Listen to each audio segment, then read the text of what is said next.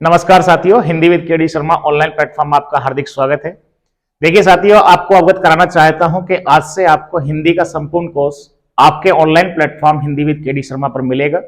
और सबसे अच्छी बात यह है कि आज से आपको जो हिंदी की क्लासें हैं वो सभी डिजिटल बोर्ड के माध्यम से प्रोवाइड कराई जाएंगी। बड़ा अच्छा लगा कि आपके बहुत महत्वपूर्ण फीडबैक हमें मिले। जैसे कि मैंने ऑनलाइन के क्षेत्र में एक काम किया, वैसे तो ऑफलाइन में पढ़ा रहा हूं जिसमें आपका 14 वर्ष का अनुभव है। और देखिए, ये मैं आपको आश्वस्त कर रहा हूं कि पीछे यूपी पुलिस की भर्ती हुई थी 2018 में, तो हमारी हिंदी की क्लास के सभी महत्वपूर्ण प्रश्न जो भी आपके परीक्षा में आए 100% वहीं से आए जहां से हमने क्लास में पढ़ाए, और कई बार पढ़ाए हुए प्रश्न ही रिपीट हुए। अभी एसएससी जीडी का पेपर हुआ है, उसमें भी सभी प्रश्न क्लास में कराए हुए आए हैं। तो अभी ऑनलाइन में जो हमने प्लेटफॉर्म में क्लासें बनाई उसमें कुछ कमियां थी, उनको भी सुधार किया गया है। और बीच में गैप इसीलिए रहा कि हम इसके इंतजार में थे कि डिजिटल बोर्ड आएगा और आपको और अच्छा बेहतरीन कंटेंट प्रोवाइड कराने का प्रयास किया जाएगा, क्योंकि ये समय की मांग है, हमें समय के अनुसार ही चलना है। मुश्किलें दिल का हौसला आजमाती हैं, ख्वाबों को निगाहों पर से हटाती हैं। मुश्किलें दिल का हौसला आजमाती हैं, ख्वाबों को निगाहों पर से हटाती हैं, मगर हार मत है मुसाफिर, ये ठोकरें ही चलना सिखाती हैं। तो साथियों, अपने आप को कभी भी दीनहीन कमजोर बिल्कुल साबित मत कीजिए। अपने आप की प्रशंसा स्वयं कीजिए। जो हम कर सकते हैं वो कोई और कर ही नहीं सकता। तो देखिए, अपना संघर्ष जारी रखिए। और सुविधाओं के मोहताज वो लोग होते हैं जिन्हें कुछ करना नहीं होता, भाग्य के भरोसे वो बैठते हैं जिन्हें कुछ करना नहीं होता। आप लगे रहिए, निश्चित ही आप एक दिन सफलता हासिल करेंगे। और इस दुनिया में हर चीज का विकल्प है, लेकिन साथियों एक चीज का विकल्प नहीं है, वो क्या है? परिश्रम। परिश्रम का कोई विकल्प नहीं है। तो आइए चलिए आगे और वार्ता करते रहेंगे। तो अध्ययन अध्यापन की श्रृंखला में आज बहुत ही बेहतरीन और बहुत ही शानदार क्लास होने वाली है, जो है हिंदी वर्णमाला। और यह भी आपको जानना चाहिए कि हिंदी वर्णमाला, संपूर्ण हिंदी वर्णमाला एक ही क्लास में कवर होने जा रही है। बस आपको धैर्य रखना है और मेरे साथ बने रहना है। इस क्लास को करने के बाद आपका कोई भी प्रश्न नहीं बचेगा, ऐसी मैं उम्मीद करता हूं और आश्वस्त आपको कराता हूं। और यदि कोई प्रश्न उसके बाद भी रहता है तो आपका स्वागत है, आप मुझे कमेंट बॉक्स के माध्यम से अवश्य अवगत कराएं। निश्चित ही आपका जवाब दिया जाएगा और शायद समाधान होगा, 100% आपका उसका सॉल्यूशन मिलेगा। तो आइए बिना विलंब के आज की क्लास प्रारंभ करते हैं। तो आज हमारी क्लास का है हिंदी वर्णमाला, संपूर्ण हिंदी वर्ण विचार। देखिए, भाषा क्या है? भाषा जन्मजात होती है, जो हमें अनुकरण से, परिवेश से, माहौल से सीखने को मिलती है। हमारा आज का टॉपिक है हिंदी वर्णमाला। हिंदी वर्णमाला।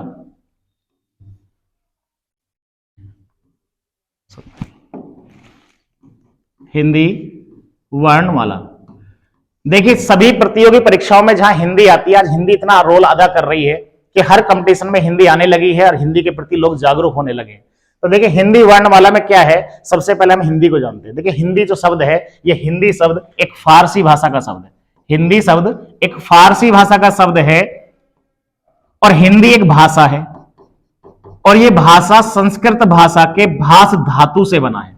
भास धातु से बना है, जिसका अर्थ होता है व्यक्त करना। क्या अर्थ होता है? व्यक्त करना। साथियों ध्यान दें, मन के विचारों को, हृदयगत भावों को किसी के समक्ष प्रस्तुत करना ही क्या कहलाता है? भाषा कहलाता है। भाषा क्या है? संस्कृत भाषा के भास धातु से बना है, अर्थात अपने विचारों को किसी के समक्ष प्रस्तुत करना ही क्या कहलाता है? भाषा कहलाता है।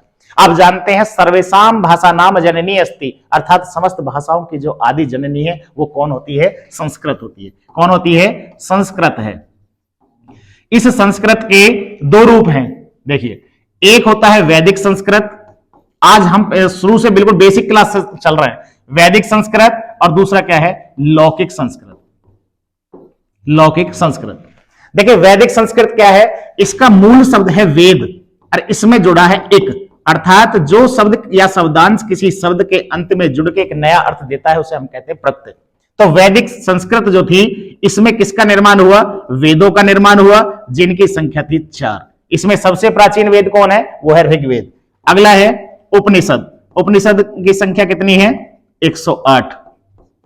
उसके बाद क्या बना? पुराण। पुराणों की संख्या कितनी है? 18। तो सर्वेषां भाषानाम जननी अस्ति, अर्थात समस्त भाषाओं की जननी कौन है? वो है संस्कृत। और संस्कृत के दो रूप हुए, एक वैदिक संस्कृत और दूसरा कौन हुआ? लौकिक संस्कृत। तो वैदिक संस्कृत में वेदों का, उपनिषदों का, पुराणों का निर्माण हुआ। यह भाषा बड़ी मुश्किल और क्लिष्ट थी, जिसका विकास क्रम रुक गया, क्योंकि आपको जानना चाहिए कि विकास क्या है? एक निरंतर अनवरत रूप से चलने वाली प्रक्रिया होती है। इसके बाद लौकिक संस्कृत आई। लौकिक संस्कृत में मुख्य रूप से रामायण। रामायण को मूल रूप से किसने लिखा? वाल्मीकि ने लिखा। और इसी वाल्मीकि कृत रामायण का अवधी भाषा में तुलसीदास जी ने अनुवाद किया। तुलसीदास ने क्या किया? इसका अनुवाद किया। रामायण के बाद महाभारत आई। महाभारत को किसने लिखा? वेद व्यास ने। किसने लिखा? वेद व्यास। तो लौकिक संस्कृत में रामायण, महाभारत, गीता जैसे महाकाव्यों का निर्माण हुआ। फिर ये विकास क्रम और आगे चला, तो फिर उसके बाद भाषा कौन सी आती है? फिर आती है पाली भाषा। कौन सी आती है? संस्कृत के बाद आती है पाली भाषा। पाली किसकी भाषा थी? पाली मुख्य रूप से बौद्ध धर्म की भाषा थी। किसकी थी? बौद्ध धर्म की भाषा थी। इस बौद्ध धर्म के मुख्य ग्रंथ का नाम क्या है? वो है त्रिपिटक। क्या नाम है? त्रिपिटक। बुद्धम शरणम गच्छामि, धम्मम शरणम गच्छामि, संगम शरणम गच्छामि। अर्थात बौद्ध धर्म की मुख्य ग्रंथों का नाम क्या है? त्रिपिटक। इसके बाद जब ये विकास क्रम आगे बढ़ा तो फिर भाषा आती है प्राकृत भाषा। कौन सी? प्राकृत भाषा। प्राकृत भाषा जो है मुख्य रूप से किसकी है? जैन धर्म की भाषा है। और जैन धर्म के मुख्य ग्रंथ को हम क्या कहते हैं? आगम ग्रंथ कहते हैं। क्या कहते हैं? आगम ग्रंथ कहते हैं। जब ये विकास क्रम और आगे बढ़ा तो देखिए, सबसे पहले संस्कृत आई, संस्कृत के बाद पाली आई, पाली के बाद प्राकृत आई। अब प्राकृत के बाद जो अगला क्रम आता है वो कौन आता है? अपभ्रंश का आता है। अपभ्रंश का मतलब जानिए। अपभ्रंश का शाब्दिक अर्थ होता है टूट फूट। जैसे सड़क में गड्ढे पड़े होते हैं, इस तरह से अपभ्रंश का मतलब क्या है? टूट फूट। यहां पे अपभ्रंश के बाद फिर कौन आती है? सौर सैनी। कौन आती है? सौर सैनी। और सौर सैनी के बाद पश्चिमी हिंदी कहें या हिंदी कहें या खड़ी बोली कहें या कौरवी हिंदी कहें, यहां पे आपका जाके हिंदी आ जाता है, जिस हिंदी की हम आज बात करने जा रहे हैं। तो एक बार फिर दोबारा से देखिए कि हिंदी का विकास क्रम क्या है। इसका क्रम आपको अवश्य याद होना चाहिए। सभी भाषाओं की जननी कौन थी? वो थी संस्कृत। और संस्कृत के बाद फिर कौन आया? पाली आई। संस्कृत के बाद पाली, पाली के बाद कौन आई? प्राकृत। प्राकृत के बाद कौन आई? अपभ्रंश। अपभ्रंश के बाद फिर कौन आया? सौर सैनी। सौर सैनी के बाद कौन आया? पश्चिमी हिंदी। पश्चिमी हिंदी या खड़ी बोली। अब देखिए, एक क्वेश्चन पूछता है कि वर्तमान में हिंदी किस रूप में प्रचलित है? तो किस रूप में प्रचलित है? पश्चिमी हिंदी या खड़ी बोली या कौरवी हिंदी के रूप में प्रचलित है। अब क्वेश्चन पूछता है कि सभी भाषाओं की आदि जननी कौन है? तो उसका आंसर क्या रहेगा? संस्कृत। और यदि पूछे कि हिंदी का विकास क्रम किससे माना जाता है, तो वो आपका माना जाता है अपभ्रंश से, क्योंकि यहां पे जाके कहीं ना कहीं हमें हिंदी समझ में आनी शुरू हुई थी। अब देखिए, किसी भी भाषा के तीन रूप होते हैं। किसी भाषा के तीन रूप होते हैं। पहला होता है मौखिक। पहला क्या होता है? मौखिक। दूसरा क्या होता है? सांकेतिक। दूसरा क्या है? सांकेतिक। तीसरा रूप होता है मौखिक, सांकेतिक, और तीसरा रूप होता है लिखित। किसी भी भाषा के ये तीन रूप होते हैं। किसी भी भाषा के तीन रूप हैं, लिखित,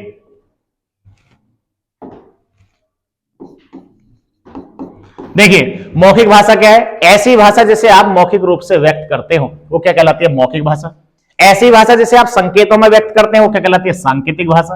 और ऐसी भाषा जिसे आप लिखकर व्यक्त करते हैं वो क्या कहलाती है? लिखित भाषा। इन सब में अगर पूछा जाए कि तीनों रूपों में सबसे मुश्किल रूप कौन है, तो वो होता है आपका सांकेतिक भाषा। क्यों होता है? क्योंकि संकेतों के बदलने की संभावना बहुत ज्यादा रहती है, और संकेत एक व्यक्ति के लिए कुछ हो सकते हैं तो दूसरे व्यक्ति के लिए कुछ और हो सकते हैं। तो सबसे मुश्किल रूप इसमें कौन सा होता है? वो होता है सांकेतिक रूप। मौखिक, लिखित और सांकेतिक। अब ये जो लिखित भाषा है, इसको लिखने के लिए हमें किसकी आवश्यकता पड़ी? वो पड़ी लिपि की। अब लिपि क्या होती है? लिपि होती है art of writing is script, अर्थात लिखने की कला को ही हम क्या कहते हैं? लिपि कहते हैं। अब यहां बात आती है कि हिंदी की लिपि क्या है, तो वो हिंदी की लिपि है देवनागरी। क्या हिंदी की लिपि? देवनागरी। अब यहां देवनागरी लिपि है हिंदी की। कई बार क्वेश्चन पूछ लेता है कि देवताओं की लिपि का नाम क्या है, तो वो भी क्या है? देवनागरी। क्वेश्चन पूछ ले कि हिंदी के अतिरिक्त और किस भाषा की लिपि देवनागरी है, तो नेपाली और मराठी की लिपि भी कौन है? देवनागरी है। यही पूछे कि पंजाबी की लिपि कौन है, तो गुरुमुखी है। अंग्रेजी की लिपि क्या है? रोमन है। इस तरह से आपका ये लिपि हुआ।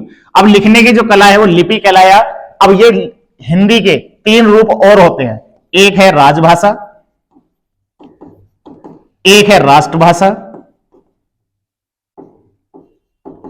एक है मातृभाषा। पहले लिखना चाहिए था इसको मातृभाषा, कोई बात नहीं, आप समझिए देखिए मातृभाषा क्या है कि जब बच्चा माँ के गर्भ में होता है तभी से उसका विकास होना शुरू हो जाता है, और माँ के संपर्क में रह के जैसे ही वो भाषा सीखता है, क्योंकि सबसे ज्यादा हमारे ऊपर प्रभाव जो होता है हमारी माँ की भाषा का होता है, तो माँ के संपर्क में रहने से, अनुकरण से जैसी भाषा सीखते हैं उसे कहते हैं मातृभाषा। उसके बाद आता है राष्ट्रभाषा। राष्ट्रभाषा का मतलब है ग्लोबल लैंग्वेज, जो पूरे विश्व स्तर पर बोली जाती हो, वैश्विक स्तर पर बोली जाती हो, उसे हम कहते हैं राष्ट्रभाषा। बड़े दुख की बात यह है कि जिस हिंदी को हम पढ़ाने की बात कर रहे हैं और पढ़ रहे हैं, जिसे हम हिंदुस्तानी भाषा कहते हैं, हिंदी आज भी राष्ट्रभाषा ना होकर क्या है, राजभाषा है। इस राजभाषा को भाग 17 अनुच्छेद 343 का ए भी मिल सकता है, ए भी मिल सकता है। तो भाग 17 अनुच्छेद 343 में 14 सितंबर 1949 में इसे राजभाषा का दर्जा दिया गया, अर्थात राजकाज की भाषा संवैधानिक रूप से इसे घोषित किया गया। अब यहां पे एक प्रश्न बनता है कि बताइए हिंदी दिवस कब मनाया जाता है। अगर क्वेश्चन पूछे कि हिंदी दिवस कब मनता है, तो इसका आंसर किसके साथ जाएगा, 14 सितंबर के। प्रत्येक वर्ष हिंदी दिवस 14 सितंबर को मनाया जाता है। यूपी पैट में भी क्वेश्चन पूछा था कि हिंदी दिवस कब मनाया जाता है, तो आपको 4 विकल्प मिलेंगे, आंसर क्या आएगा, 14 सितंबर। अब यदि यही क्वेश्चन पूछे कि विश्व हिंदी दिवस कब मनाया जाता है, एक क्वेश्चन लिख दिया जाए, केवल ये लगा दिया जाए कि विश्व हिंदी दिवस कब मनाया जाता है, तो उसका आंसर किसके साथ जाएगा, विश्व हिंदी दिवस, विश्व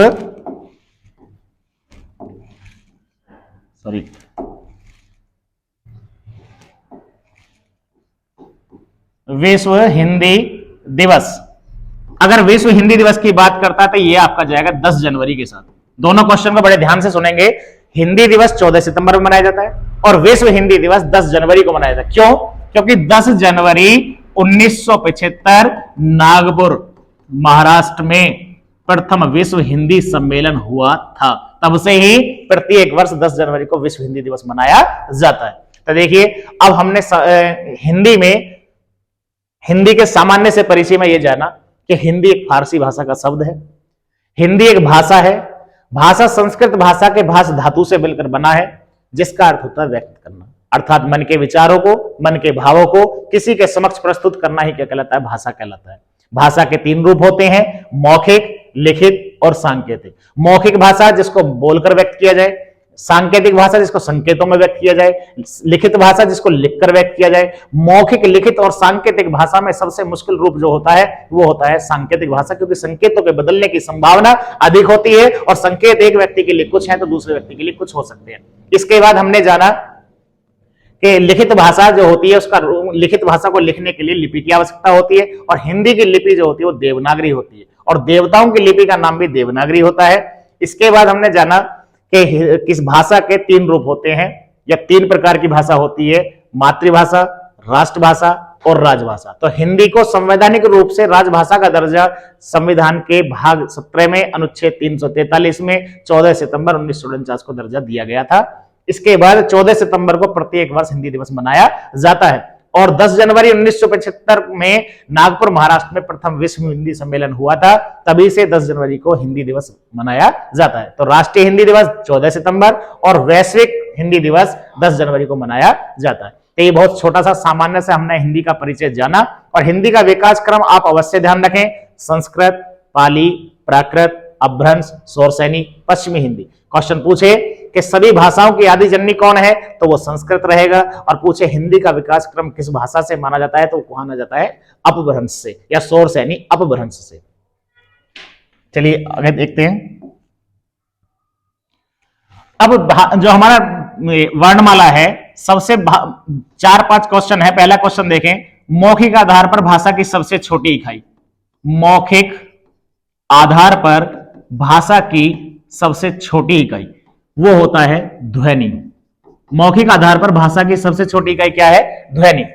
क्वेश्चन पूछे कि लिखित आधार पर, देखिए 5 क्वेश्चन मैं आपको बता रहा हूं, हर परीक्षा की दृष्टि से सबसे इंपॉर्टेंट प्रश्न है। लिखित आधार पर भाषा की सबसे छोटी इकाई जो होती है वो क्या होती है, वर्ण। ध्यान दीजिए कि ध्वनि का ही लिखित रूप क्या कहलाता है, वर्ण कहलाता है। तीसरा क्वेश्चन है कि अर्थ के आधार पर भाषा की सबसे छोटी इकाई क्या होती है, तो वो होती है शब्द, क्योंकि अर्थ किसका निकलता है, शब्दों का ही निकलता है। चौथा क्वेश्चन जो सबसे इंपॉर्टेंट है कि भावार्थ के आधार पर सबसे छोटी भाषा की इकाई क्या होती है, वो क्या होती है, वाक्य होती है। क्या होती है, वाक्य। और जब कोई भी आधार ना दे, केवल आपसे ये पूछे कि भाषा की सबसे छोटी इकाई क्या होती है, भाषा की सबसे छोटी इकाई क्या होती है, तो उसका आंसर क्या रहेगा, वर्ण रहेगा। ठीक है, पहला क्वेश्चन, मौखिक आधार पर भाषा की सबसे छोटी इकाई ध्वनि है। लिखित आधार पर भाषा की सबसे छोटी इकाई क्या है, वर्ण, अर्थात ध्वनि का ही लिखित रूप क्या होता है, वर्ण होता है। अर्थ के आधार पर भाषा की सबसे छोटी इकाई क्या है, वो शब्द है। और भावार्थ के आधार पर भाषा की सबसे छोटी इकाई क्या है, वाक्य है। और जब कोई भी आधार ना लगाओ और ये पूछे कि भाषा की सबसे छोटी इकाई क्या है, वो वर्ण है। लेकिन साथियों एक प्रश्न और बनता है, यदि ये पूछे कि भाषा की सबसे छोटी और सार्थक इकाई क्या है, तो वो ध्यान दीजिए, भाषा की सबसे छोटी और सार्थक इकाई वो आपका शब्द होता है। क्या होता है, शब्द होता है। अब हम यह बात करते हैं वर्ण की। देखिए कोई भी भाषा है वो तीन बातों में सिमटी हुई है, या हमारा जो कोर्स है तीन बातों में समाप्त हो जाएगा, पूरी हिंदी तीन बातों में क्लियर हो जाएगी। वो कौन कौन है, वर्ण विचार, शब्द विचार और वाक्य विचार। वर्ण विचार, वर्ण विचार, शब्द विचार और वाक्य विचार। तो आज हम उसी की चर्चा कर रहे हैं। सबसे पहले किसकी कर रहे हैं, वर्ण विचार की। किसकी कर रहे हैं, वर्ण विचार की। देखिए जो ये वर्ण होता है ये भाषा की सबसे छोटी इकाई होती है, और वर्णों का एक व्यवस्थित क्रम, यहां पे क्या लिखेंगे, व्यवस्थित क्रम। वर्णों का एक व्यवस्थित क्रम जो होता है भैया, इसे क्या कहते हैं, वर्णमाला कहते हैं। वर्णों के व्यवस्थित क्रम को वर्णमाला कहते हैं, वर्णों की माला। इस वर्णमाला के या उच्चारण के दो अंग होते हैं, एक होता है स्वर और दूसरा क्या होता है, व्यंजन। एक क्या होता है, स्वर और दूसरा क्या होता है, व्यंजन। देखिए एक एक को जानते हैं। सबसे पहला जानते हैं स्वर के बारे में। स्वर होता क्या है और कितने प्रकार के होते हैं, कैसे इसका वर्गीकरण किया गया है, स्वर के बारे में जानिए। देखिए स्वर क्या होता है, ऐसे वर्ण जिनका उच्चारण स्वयं से हो जाता हो, अर्थात स्वर तंत्र में कोई अवरोध पैदा ना होता हो, उसे हम क्या कहते हैं, स्वर कहते हैं। दोबारा सुनिए, ऐसे वर्ण जिनका उच्चारण स्वयं से होता हो या स्वर तंत्र में किसी प्रकार का कोई अवरोध पैदा ना होता हो, उसे हम क्या कहते हैं, स्वर कहते हैं। अर्थात स्वयं उच्चारित वर्ण को क्या कहते हैं, स्वर कहते हैं। अर्थात स्वर तंत्र में कोई अवरोध पैदा ना हो। अब हम देखते हैं कि इन स्वरों का वर्गीकरण। तो सबसे पहला वर्गीकरण है भैया मात्रा के आधार पर। मात्रा के आधार पर देखिए, मात्रा के आधार पर यदि स्वरों को देखा जाए तो मात्रा के आधार पर स्वर कितने होते हैं, तीन होते हैं। मात्रा के आधार पर स्वर कितने होते हैं, तीन। पहला है ह्रस्व स्वर। इस ह्रस्व स्वर का नाम ही क्या है, मूल स्वर। इसी का नाम क्या है, जड़ स्वर। यह आपने पहली बार पढ़ा होगा, किसी किताब में नहीं मिलेगा आपको। ह्रस्व स्वर, मूल स्वर, जड़ स्वर, प्राकृतिक स्वर। प्राकृतिक स्वर, एक मात्रिक स्वर, एक मात्रिक स्वर।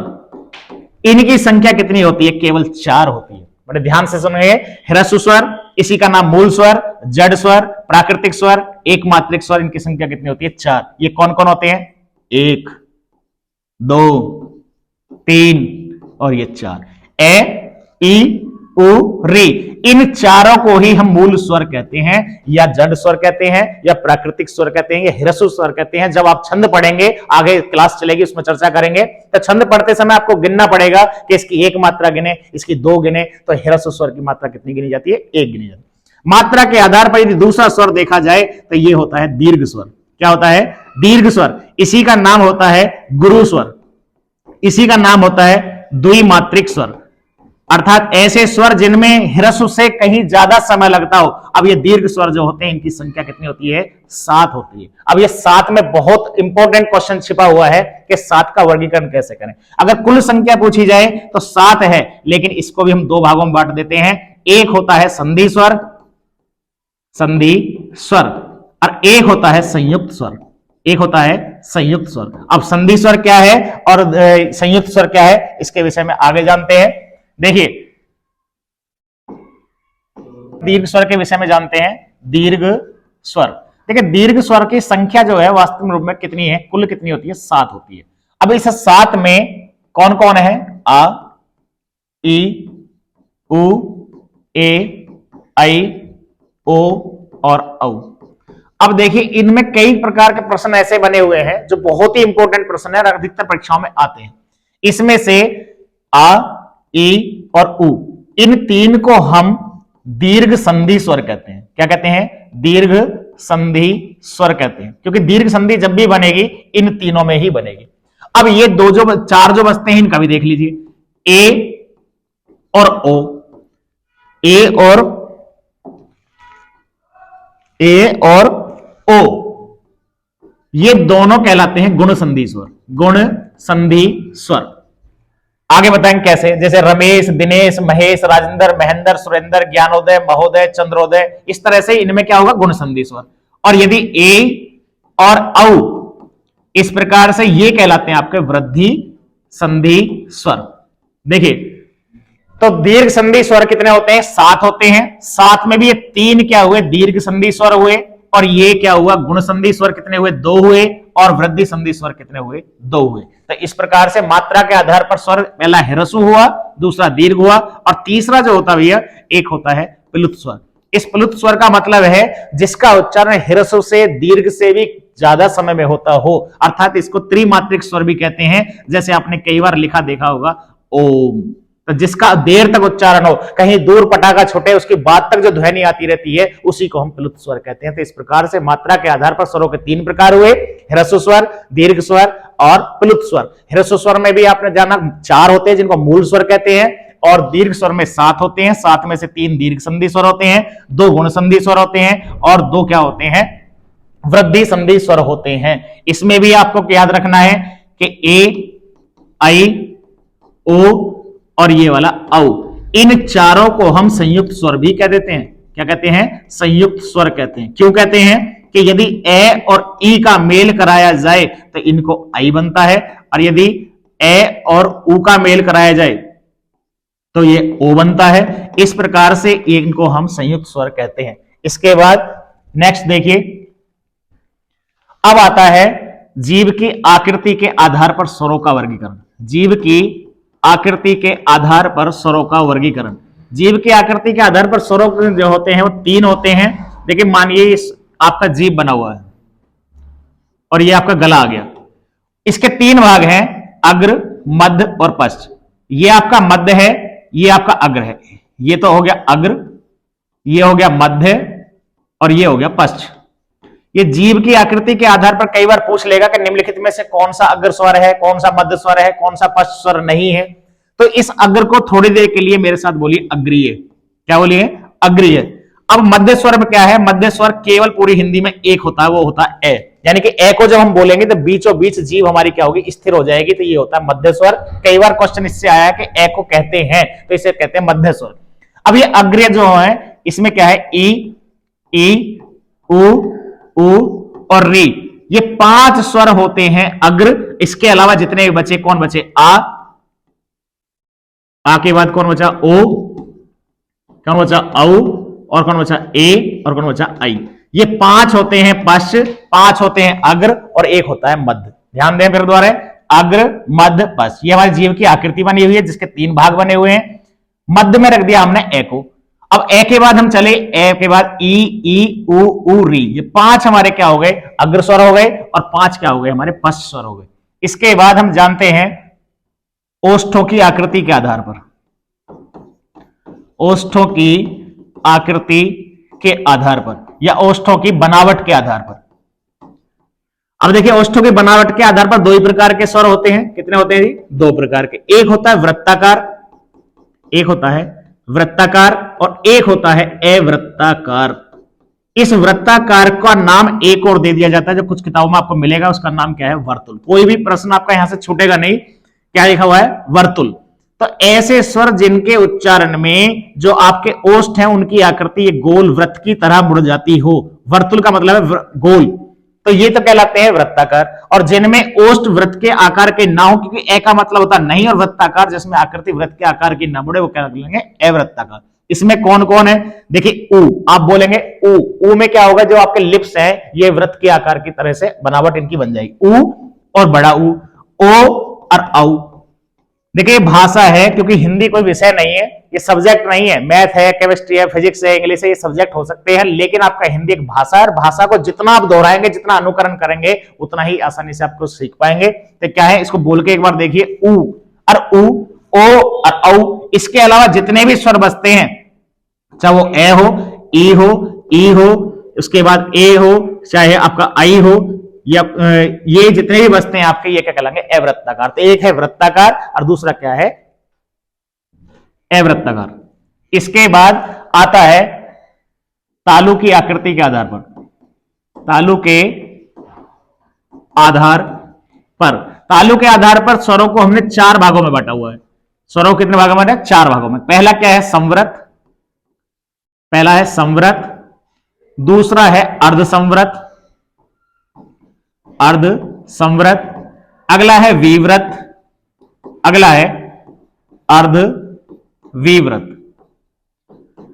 देखिए, पहला संवृत, दूसरा अर्ध संवृत, अगला विवृत और फिर अर्ध विवृत। अगर हम संवृत का मतलब जान लें तो हमारा हो सकता है आधा काम क्लियर हो जाए। संवृत का मतलब होता है ओपन, अर्थात क्या ओपन? जिसमें मुख द्वार पूरा खुला रहता हो, मुख द्वार पूरा खुल जाता हो। अर्ध का मतलब आधा खुल जाता हो। विवृत का मतलब होता है क्लोज, अर्थात जिसमें मुख द्वार पूरा बंद हो जाता हो। और अर्धविवृत का मतलब क्या है? सॉरी, अर्धविवृत का मतलब क्या है? देखिए, विवृत का मतलब है ओपन, विवृत का मतलब क्या है? ओपन, अर्थात जिसमें मुख द्वार पूरा खुल जाता हो। इसका मतलब क्या है? क्लोज, जिसमें मुख द्वार पूरा बंद हो जाता हो। ठीक है, अब देखिए, एक हिंदी में, पूरे हिंदी में एक स्वर है ऐसा जिसमें मुख द्वार पूरा खुल जाता है, वो कौन है? आ। जब कभी भी मुंह में दिक्कत हो जाए या कहीं डॉक्टर के पास बच्चे को ले जाते हैं, वो क्या कहता है? करना आ, तो वो आ जब करवाता है तो पूरा मुंह खुल जाता है। तो एक स्वर ऐसा है, वो कौन है? आ। आ के बाद आ का आधा क्या हुआ? ए। ये हो गया अर्धविवृत। विवृत का मतलब है जिसमें मुख द्वार पूरा खुल जाता हो, तो वो एकमात्र स्वर कौन है? आ। और आ का आधा क्या हुआ? ए। अब यदि क्रम से चले, ए आ, इसके बाद ई उ उ, इनको हमने यहां रख दिया। अब बचते कौन है? 4, ए आई ओ और औ। इसमें से इस जोड़े को आप उठाइए, यहां रख दीजिए, ए और ओ। इसको उठाइए, यहां रख दीजिए, आई और औ। तो देखिए, तालु के आधार पर 4 प्रकार के स्वर हुए, संवृत, अर्धसंवृत, विवृत, अर्धविवृत। इस विवृत का मतलब है ओपन, जिसमें मुख द्वार पूरा खुल जाता हो, और संवृत का मतलब है मुख द्वार जिसमें पूरा बंद हो जाता हो। तो एकमात्र स्वर कौन है जो पूरी हिंदी में पूरा मुख द्वार खुल जाए? वो कौन है? आ। आ का आधा क्या हुआ? ए। अब क्रम से चले, ए आ ई उ उ, यहां हो गया। अब बचे 4, इन चारों को अलग लिख लीजिए कहीं पे। लिखने के बाद इस जोड़े को उठाएं, बीच में रख दीजिए, इस जोड़े को उठाएं, यहां रख दीजिए। तो ये किसके आधार पर हुए? तालु के आधार पर। इसके बाद उच्चारण स्थान, उच्चारण स्थान। दिए गए स्वरों को ऐसे लिखिए, ए और आ, ई और ई, ओ और ओ, एक बचा री, ए और आई, ओ और औ। दिए गए स्वरों को आपने क्रम से लिख लिया। करना क्या है? एक ट्रिक है बहुत छोटी सी, जो आप कभी नहीं भूलेंगे, के टी ओम और के टी को। इस ट्रिक को याद रखना है बस। ये पूरे जितने भी स्वर होते हैं उनके उच्चारण की एक बहुत ही शानदार ट्रिक है, केटी ओम केटी को। इसका मतलब क्या है? के का मतलब होता है कंठ, टी का मतलब तालव्य, ओ का मतलब ओष्ठ, ओष्ठ मतलब होठ, एम का मतलब मूर्धा, मूर्धा या मूर्धन्य। ये क्या होता है? दांत के पीछे की जो तालु के पास की स्थिति होती है उसको मूर्धा या मसूड़ा कहा जाता है। और ये क्या है? कंठ तालव्य, कंठ तालव्य। ये क्या है? कंठ ओष्ठ, कंठ ओष्ठ। तो इस प्रकार से जितने भी स्वर दिए हुए हैं ये उनका उच्चारण स्थान है। के टी ओम 2-3 बार करेंगे, के टी ओम, कंठ तालव्य ओष्ठ मूर्धा कंठोष्ठ कंठ तालव्य। तो ये आपका सारे दिए गए स्वरों का उच्चारण स्थान बनता है। इसके बाद जाति के आधार पर यदि स्वरों को देखा जाए, जाति के आधार पर देखिए, जाति के आधार पर स्वर जो होते हैं वो केवल 2 होते हैं। कौन होते हैं? एक होता है सहजातीय, एक होता है सहजातीय, तो सहजातीय, और एक होता है विजातीय, विजातीय। देखिए, सहजातीय समान जाति का, और वी माने अन्य, अन्य जाति का। सजातीय कौन कौन है?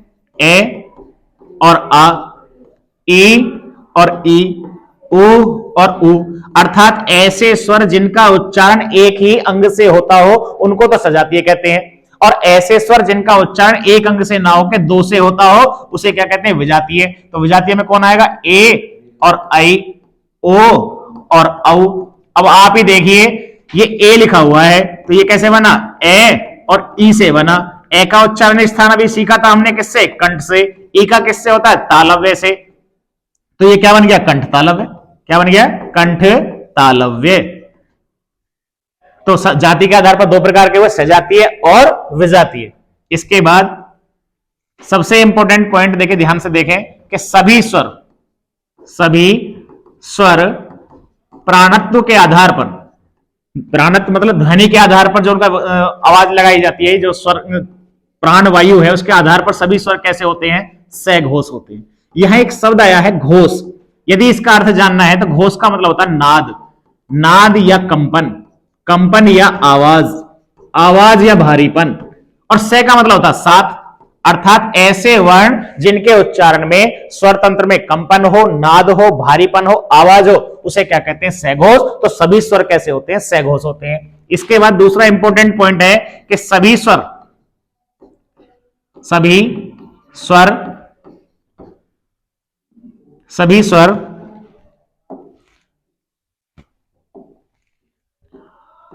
कैसे होते हैं, अल्प प्राण, अल्प प्राण। देखिए यहां पे एक चीज गलत हो गई है, इसको आप सुधार कर लेंगे। सभी स्वर घोषत्व के आधार पर, ये है सभी स्वर घोषत्व के आधार पर तो होते हैं सघोष, और प्राणत्व के आधार पर सभी स्वर कैसे होते हैं, अल्प प्राण। सभी स्वर कैसे होते हैं, अल्प प्राण। ध्यान दें कि मात्रा सदैव जो होती है, मात्रा हमेशा स्वरों की होती है। मात्रा सदैव किसकी होती है, स्वरों की होती है। और स्वर होते हैं हमारे 11। इस जो लाइन है जिसपे हम हिंदी लिखते हैं, इसे कहते हैं सिरोरेखा। क्या कहते हैं, सिरोरेखा। इस पे मात्रा नजर केवल 10 आती हैं, आ, ई, उ, री, ए, आई, ओ और औ। ये केवल 10 मात्रा नजर आती है इस सिरोरेखा पर। आती किसकी नहीं है, ए की मात्रा नजर नहीं आती। इसलिए कई बार एग्जाम में पूछा कि ए को क्या कहते हैं, तो ए को उदासीन स्वर कहते हैं। क्या कहते हैं, उदासीन स्वर। ऐसे दो प्रश्न बन गए कि ए को मध्य स्वर भी कहते हैं और ए को उदासीन स्वर भी कहते हैं। ध्यान रहे कि सभी स्वर सघोष होते हैं, सभी स्वर अल्पप्राण होते हैं, और मात्रा सदैव स्वरों की होती है, और जिनकी संख्या कितनी होती है, 10 होती है। अब एक प्रश्न ऐसा है जो सबसे ज्यादा विवादित है, सबसे ज्यादा पूछा जाता है। कितने स्टूडेंट हैं जो कमेंट बॉक्स से मुझसे पूछते हैं कि जी स्वरों की संख्या कितनी होती है। देखिए हिंदी में अगर पूछे कि स्वरों की संख्या कितनी होती है, तो स्वरों की संख्या हमेशा कितनी रहेगी, 11 रहेगी। और यदि 11 ऑप्शन में ना आए तो उसका आंसर कितना होगा, 13 होगा। और यदि 13 11 दोनों आ जाए तो भी आंसर क्या रहेगा, 11 रहेगा। उसका मैं कारण बता दूं क्यों। मानक स्वर या मानक हिंदी के अनुसार स्वर 11 ही होते हैं। ये 13 कहां से आ गए, दो और होते हैं, एक ये होता है और एक ये होता है। इसका अपना विशेष नाम है, इसका नाम होता है अनुस्वार। क्या नाम होता है, अनुस्वार। जैसे आप अंकी हिंदी पढ़ते हैं, इसका नाम क्या होता है, अनुस्वार। और इसका नाम क्या होता है, विसर्ग। क्या होता है, विसर्ग। और इन दोनों का मिला के नाम क्या होता है, अयोगवाह। क्या नाम होता है, अयोगवाह। ए माने नहीं, योग माने जुड़कर, वाह माने वहन होना, जो ए के साथ जुड़कर ना चले, तो ये दो और हो जाते हैं। इसलिए ये पूर्ण रूप से स्वर तो नहीं है, लेकिन स्वर के साथ काउंट किए जाते हैं, इसलिए इनकी संख्या कितनी हो जाती है, 13। तो यदि क्वेश्चन पूछे कि हिंदी में स्वरों की संख्या होती है, it will depend on your option. क्यों, क्योंकि 11 भी हो सकता है, 13 भी हो सकता है। और जब यदि 11 और 13 दोनों हो तो 11 सही रहेगा। बात ध्यान से सुनना है, 11 ही रहेगा आपका, ठीक है। तो ये क्वेश्चन अब देखिए, तो ये आपका जो स्वरों के बारे में बताया। ऐसे वर्ण जिनका उच्चारण स्वयं से होता है उसको स्वर कहते हैं। और स्वरों का वर्गीकरण आपने जाना, जाति के आधार पर, मात्रा के आधार पर, तालु की आकृति के आधार पर, ओष्ठों की आकृति के आधार पर, यह स्वरों का वर्गीकरण। अब दूसरा आता है व्यंजन। क्या आता है, व्यंजन। व्यंजन क्या होते हैं जी, व्यंजन का एक नाम होता है हल। व्यंजन का ही एक नाम क्या होता है, हल। और स्वर का एक नाम क्या होता है, ये आप जान लीजिए। स्वर का एक नाम क्या होता है, अच। क्या नाम होता है, अच। ये संस्कृत की बात है। हल, व्यंजन का नाम है हल और स्वर का नाम क्या है, अच।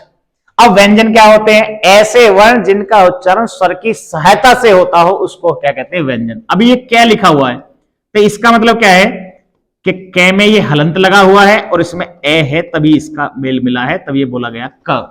क्या बोला गया, के। अगर लिखा जाए मां, तो ये कैसे बोला, मां का मतलब है कि मैं में हलंत लगा हुआ है, इसमें क्या है, आ लगा है, तभी ये मां बोला है। तो इसका मतलब हुआ कि व्यंजन वे होते हैं जिनका उच्चारण स्वर की सहायता से, स्वर की मदद से होता हो, उसे क्या कहते हैं? व्यंजन कहते हैं। अर्थात बिना स्वर की सहायता से कोई भी व्यंजन वर्ण उच्चारित नहीं हो सकता, जबकि स्वर स्वयं में उच्चारित होते हैं। और व्यंजन जो स्वर तंत्र में कहीं ना कहीं अवरोध पैदा करते हो, जैसे कि बोला जाए के, तो के बोलने पर स्वर तंत्र में कोई अवरोध पैदा हो रहा है। अब वो अवरोध किसका पैदा हो रहा है? वो ए का अवरोध पैदा हो रहा है। ए ना हो तो के नहीं बोलेगा। मां यदि लिखा जाए ले, यदि लिखा जाए से, यदि लिखा जाए ते, यदि लिखा जाए पे, तो इनमें कहीं ना कहीं अवरोध पैदा हो रहा है, इसलिए क्या होते हैं? व्यंजन होते हैं। अब देखते हैं व्यंजन का वर्गीकरण। तो सबसे पहले व्यंजन का वर्गीकरण देखते हैं, स्पर्श व्यंजन, स्पर्श या वर्गीय व्यंजन, स्पर्श या वर्गीय व्यंजन। अब देखिए इनका नाम स्पर्श क्यों है? हमारे शरीर में बहुत सारे तंत्र होते हैं, digestive system, respiratory system, skeleton system, excretion system होते हैं। तो क्या है कि इसमें ही एक सिस्टम होता है वोकल सिस्टम। वोकल सिस्टम मतलब वाक तंत्र, और वाक तंत्र में बोलने का काम कौन करती है? जीभ।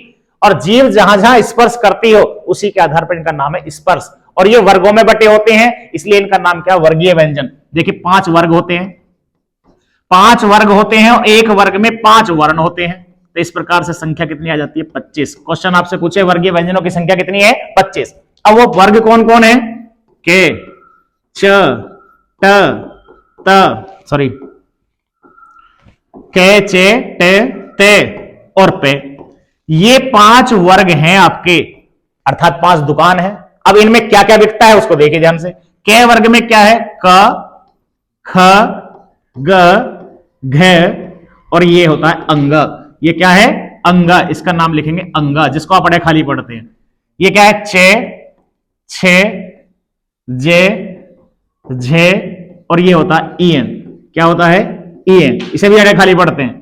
टे, ठे, डे, ढे, और ये होता है अण। क्या होता है? अण। ते, थे, दे, ध, न, पे, फे, बे, भे और मैं। ध्यान दीजिए साथियों कि कैसे मैं तक ये 25 वर्ण जो होते हैं, कैसे मैं तक ये 25 वर्ण, इन 25 वर्णों से हर एक परीक्षा की दृष्टि से 6 क्वेश्चन बनते हैं। बड़ा ध्यान दीजिए। और वो 6 क्वेश्चन कौन कौन से? ध्यान से सुने। पहला, दूसरा, तीसरा, चौथा और 5वां। ये किसी वर्ग का पहला वर्ण है, ये दूसरा वर्ण है, ये तीसरा वर्ण है, ये चौथा वर्ण है, और ये 5वां वर्ण है। हर परीक्षा की दृष्टि से 6 क्वेश्चन कौन कौन से बनते हैं? ध्यान दे। पहला क्वेश्चन, इसको बंद कर दीजिए। पहला क्वेश्चन है कि किसी भी वर्ग का अंतिम या 5वां वर्ण, किसी भी वर्ग का अंतिम या 5वां वर्ण भैया अनुनासिक कहलाता है। क्या कहलाता है? अनुनासिक। अब यहां पे एक ये शब्द आ गया अनुनासिक, क्योंकि शब्दों की ताकत शब्द में ही छिपी होती है, पूरी परिभाषा शब्द में छिपी होती है। शब्द का अर्थ जान लो, पूरा काम क्लियर। अनुनासिक का मतलब जिसका उच्चारण मुख और नाक दोनों से होता हो, जिसका उच्चारण मुख और नाक दोनों से होता हो। अपनी नाक बंद कर लीजिए, कोई सा वर्ण बोल के दिखाओ। अपना मुंह बंद कर लो, नाक खोल लो, कोई सा वर्ण बोल के दिखाओ। तो ये वो वर्ण है जिनका उच्चारण मुख और नाक दोनों से होता हो। क्वेश्चन कैसे पूछेगा परीक्षा में? पढ़ने के लिए सब लोग पढ़ते हैं, लेकिन सबसे इंपॉर्टेंट ये होता है कि आपको ये पता हो कि परीक्षा में सवाल पूछेगा क्या। निम्नलिखित में से कौन अनुनासिक वर्ण नहीं है? 3 इसमें से दे देगा, एक कोई और दे देगा, तो आपको पता हो किसी वर्ग का अंतिम या 5वां वर्ण अनुनासिक कहलाता है। अब आप बताओ कि एक वर्ग में 1 है, तो ये 5 वर्ग हो गए, तो अनुनासिक की संख्या कितनी हो गई? 5 हो गई। कितनी हो गई? 5। अब मैंने बताया था कि कैसे लेके मैं तक 6 क्वेश्चन बनते हैं, अभी तो एक ही बना है, 5 और देखिए कैसे बनते हैं। 5वां क्वेश्चन अब आता है, एक शब्द दिया हुआ है अल्प प्राण। क्या दिया हुआ है? अल्प प्राण। क्योंकि यही समझना जरूरी है, इसको देखे ध्यान से।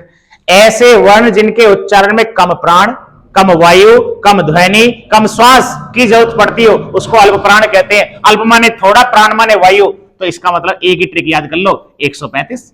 अब 135 क्या है जी? किसी वर्ग का पहला, तीसरा, पांचवा, किसी वर्ग का पहला, तीसरा और पांचवा, किसी वर्ग का पहला, तीसरा, पांचवा क्या कहलाता? अल्प प्राण। दूसरा क्या है? महाप्राण। अभी इसको प्रूफ के साथ बताऊंगा कैसे कहते हैं। महाप्राण क्या बचा? जब 1, 3, 5 यहां गए तो ट्रिक याद कर लो, 24। 24 मतलब किसी वर्ग का दूसरा और चौथा वर्ण क्या कहलाता है? महाप्राण। कैसे? मैंने लिखा के और दूसरा लिखा खे, ये किसी वर्ग का पहला वर्ण है, ये किसी वर्ग का दूसरा है। अभी प्रूफ हो जाएगा ये अल्प प्राण है, महाप्राण। के को क्या लिखेंगे? के, और खे को क्या लिखेंगे? के एच। समय किसमें ज्यादा लगा? खे में लगा, तो इसका मतलब क्या हुआ? महाप्राण। दूसरा ध्यान से देखें, अभी मैंने लिखा टे, और दूसरा लिखा ठे, इसको मैंने लिखा टी, इसको लिखा टी एच, समय किसमें ज्यादा लगा, ठे में। मैंने लिखा छे, फिर लिखा छे, इसको लिखा सी एच, इसको लिखा सी डबल एच, तो समय किसमें ज्यादा लगा, दूसरे में। तो किसी वर्ग का पहला तीसरा पांचवा अल्पप्राण और दूसरा चौथा क्या, महाप्राण। कितने क्वेश्चन हुए जी, पहला क्वेश्चन, दूसरा क्वेश्चन, तीसरा क्वेश्चन, चौथा क्या आता है, एक शब्द आता है सघोष। क्या आता है, सघोष। ना मिलेगा तो मिलेगा घोष। अब घोष का अर्थ अभी बताया था थोड़ी देर पहले, घोष का मतलब है नाद, कंपन या आवाज, अर्थात ऐसे वर्ण जिनके उच्चारण में स्वर तंत्र में कंपन होता हो, आवाज होती हो, नाद होती हो, भारीपन होता हो, उसे सघोष कहते हैं। कुछ याद नहीं करना, बस एक याद कर लो, 345। मतलब किसी वर्ग का तीसरा, चौथा, पांचवा क्या कहलाता है, सघोष। और जब 3 4 5 यहां आ गए तो एक वर्ड बचा, कौन, अघोष। कौन बचा, अघोष। और अघोष कौन होगा, 12। 12 मतलब किसी वर्ग का पहला दूसरा क्या होगा, अघोष। क्या होगा, अघोष। अब देखिए अभी चल रहे थे वर्गीय व्यंजन, क, च, टे, ते, पे। हमने जाना किसी वर्ग का अंतिम वर्ण या पांचवा वर्ण अनुनासिक होता है, किसी वर्ग का पहला तीसरा पांचवा अल्पप्राण होता है, किसी वर्ग का दूसरा चौथा महाप्राण होता है, किसी वर्ग का तीसरा चौथा पांचवा सघोष होता है, और किसी वर्ग का पहला दूसरा क्या होता है, अघोष। अब इनका क्या है, के, चे, टे, ते, पे, ये वर्ग लिखे हुए हैं, तो इनका उच्चारण स्थान क्या याद करने के लिए ट्रिक याद है। देखिए जो हमारे वर्गीय व्यंजन 25 हैं, इनके उच्चारण स्थान कैसे याद करें। कई बार क्वेश्चन पूछता है कि निम्नलिखित में से कौन कंठ से उच्चारित वर्ण नहीं है, कौन तालव्य से उच्चारित वर्ण नहीं है। तो एक बड़ी ही शानदार, बड़ी छोटी सी एक ट्रिक है आपके सामने, उसको याद कर लेंगे, सारे के सारे 25 वर्ण अपने आप याद हो जाएंगे। वो कैसे, के, चे, टे, ते, पे क्रम से लिखे हुए, याद कर लो, KTMDO। क्या याद करना, KTMDO मतलब के वर्ग का उच्चारण स्थान किससे हुआ, कंठ से, टे का मतलब तालव्य से, मैं का मतलब मूर्धा से, मूर्धन्य मिले तो मूर्धन्य मिलेगा, और मूर्धन्य न मिले तो मसूड़ा मिलेगा, और डी का मतलब दंत से, और पे का मतलब ओष्ठ से। अब देखो ये पे वर्ग है, पे वर्ग माते पे, फे, बे, भे।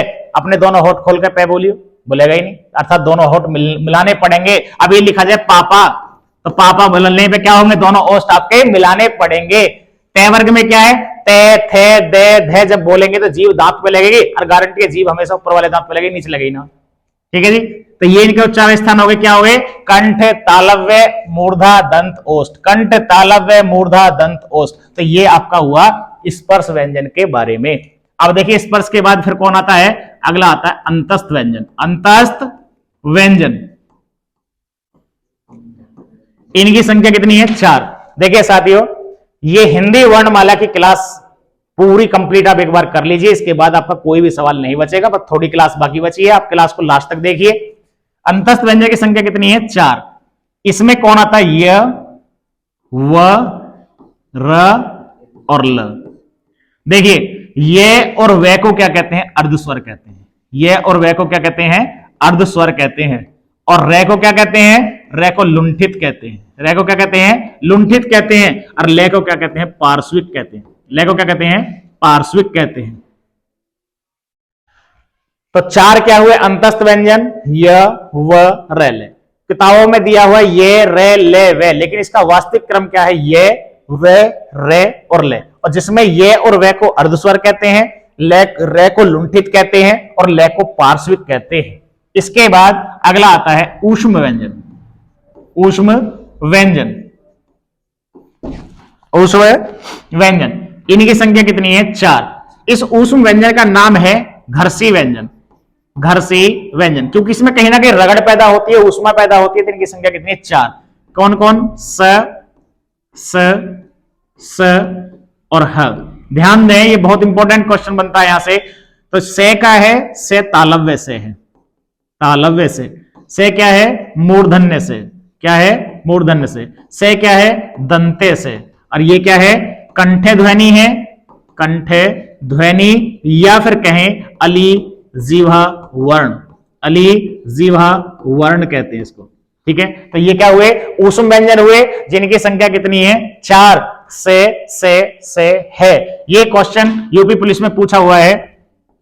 ये क्वेश्चन यूपी पुलिस में पूछा हुआ है कि ये वाला सवाल दिया था कि बताइए ये वाला से जो है इसका उच्चारण स्थान किससे होता है, तो ये तालव्य से है। मैं आपसे लिखो सड़क, तो मैं ये नहीं बोलूंगा छोटा बड़ा, ये इंग्लिश नहीं है कि लिखो कैपिटल और स्मॉल लेटर। तो अगर मैं कहूंगा सड़क तो मैं बोलूंगा दंते से, मैं बोलूंगा लिखो सड़ानन तो मैं बोलूंगा मूर्धन्य से, मैं बोलूं लिखो सलजम तो मैं बोलूंगा तालव्य से। तो तुम्हें पता होना चाहिए कि तालव्य से कौन है सलजम वाला, मूर्धन्य कौन है षटकोण वाला, और सड़क वाला सपेरा वाला कौन है दंते से, और ये क्या होता है कंठे ध्वनि या अलिज जीवा वर्ण।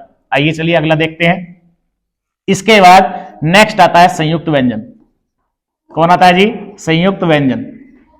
इनकी संख्या कितनी होती है? 4। कौन कौन आता है? 1, 2, 3 और ये 4।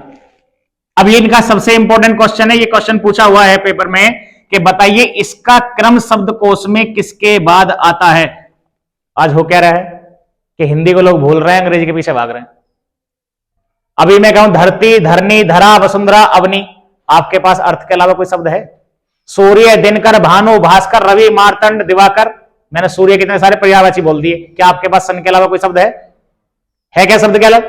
तो कहने का मतलब क्या है कि डिक्शनरी, डिक्शनरी को भी कहते हैं शब्दकोश। अंग्रेजी की डिक्शनरी सब पे देखनी आती है और मैं कहता हूं कि हिंदी की आप देख नहीं सकते। तो हिंदी में पूछा हुआ सवाल है कि इसका क्रम शब्दकोश में किसके बाद आएगा। अभी मैं शब्द लिख दूं क्षमा, तो आप बताइए क्षमा को जब ढूंढेंगे डिक्शनरी में तो किसके बाद ढूंढेंगे? क्षमा का मतलब देखिए इसका मेल होता है क में हलंत लगता है और मूर्धन्य से बनता, तब ये बनता है। इसलिए हमें पहले क वर्ण पे जाना पड़ेगा, तब जाके हमें क्षमा मिलेगा। अब ये क्या है जी? ये जय और चे वर्ग का अंतिम वर्ण कौन? ई, और ये क्या है? ते, और ये क्या है? रे। इनसे मिलकर बनता है। ये किससे? सलजम वाला से अर्थात तालव्य से, और फिर क्या बनेगा? रे।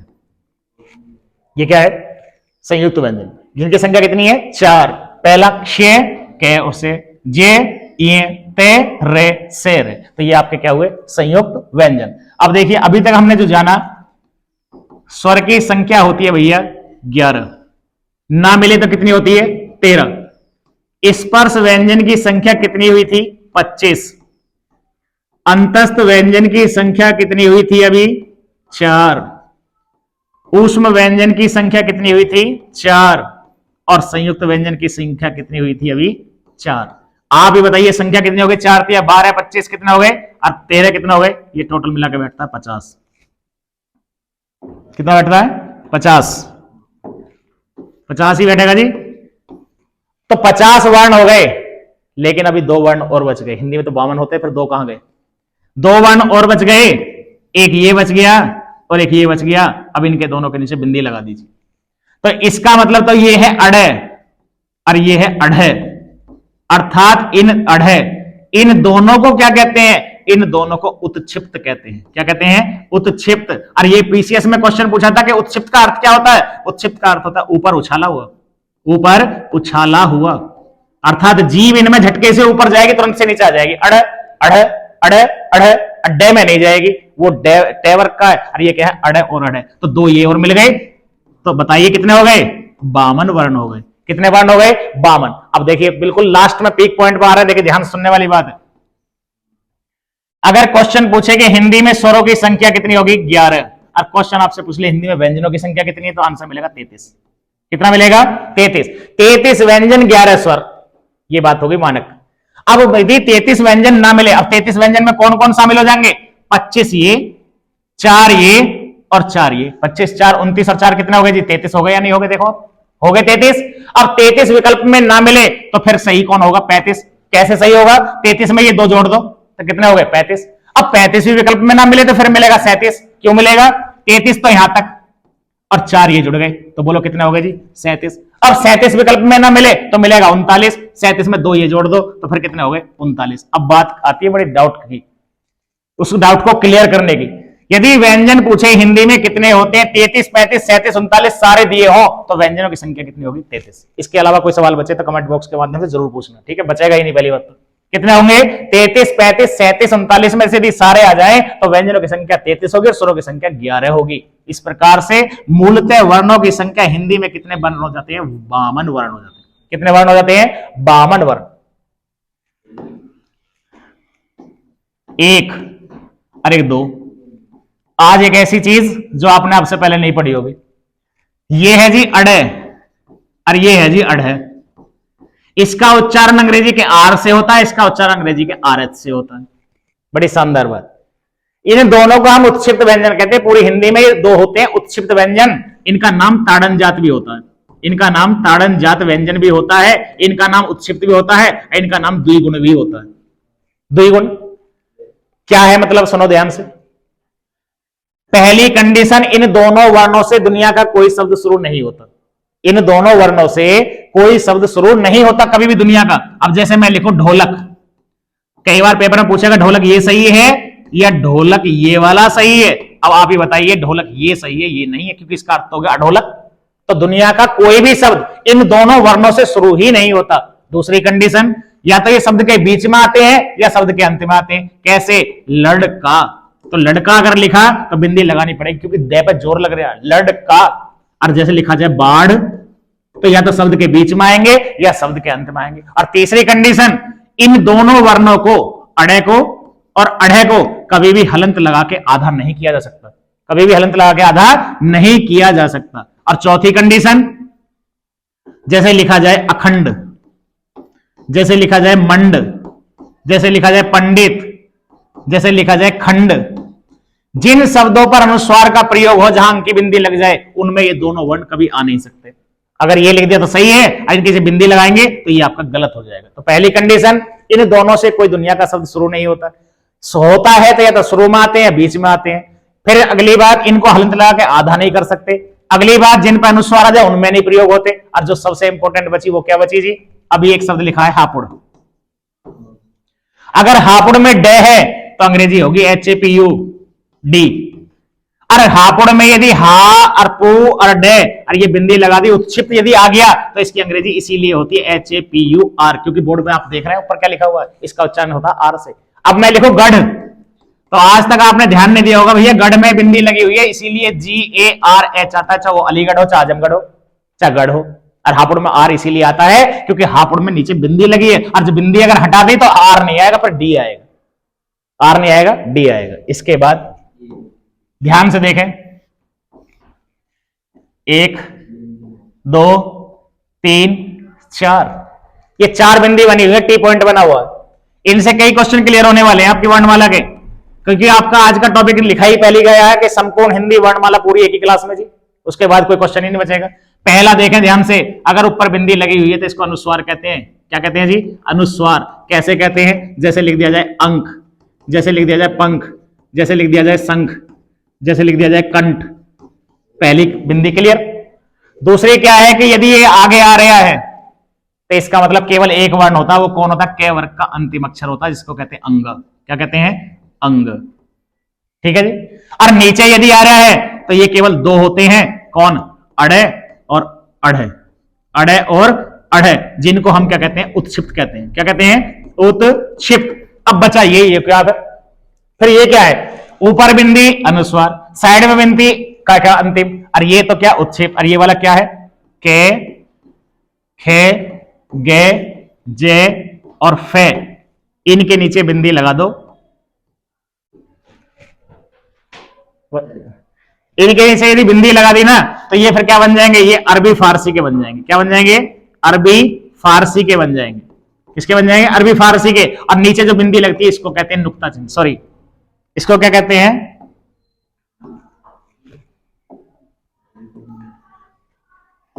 इसको जो कहते हैं नुक्ता चिन्ह, नुक्ता चिन्ह। इस प्रकार से ये हिंदी वर्णमाला की आपकी आज क्लास हुई। देखिए साथियों, ये पहली क्लास है, हो सकता है कुछ कमियां रही हो, तो आप अपने बहुमूल्य कीमती फीडबैक अवश्य दें ताकि हम समय रहते उनमें सुधार कर पाए और आने वाली क्लास में आपको और बेहतर करके कुछ ना कुछ नया कंटेंट देते रहें। और इस Hindi with KD Sharma online platform में आपकी हिंदी की ऐसी तैयारी होगी जो आपको एक बार हिंदी पढ़ने के बाद किसी भी स्तर की परीक्षा की यदि आप तैयारी करते हैं तो निश्चित रहें, निश्चिंत रहें। मैं आश्वस्त कराता हूं कि आपको दोबारा हिंदी पढ़ने की कोई आवश्यकता नहीं पड़ेगी। और यदि ऑनलाइन के साथ में ऑफलाइन आप भी पढ़ना चाहते हैं तो हमारा अपना कोचिंग है संकल्प कोचिंग, निकट पंजाब नेशनल बैंक बीबी नगर, वहां पे आइए, ज्वाइन करिए। और इस कोर्स के माध्यम से भी आप स्वयं तैयारी कर सकते हैं, क्योंकि self study gives you fourth direction because practice makes a man perfect. अध्ययन करते रहें क्योंकि प्रैक्टिस ही व्यक्ति को महान बनाती है। धन्यवाद, thank you very much, have a nice day. वही डर सा लगा है यार।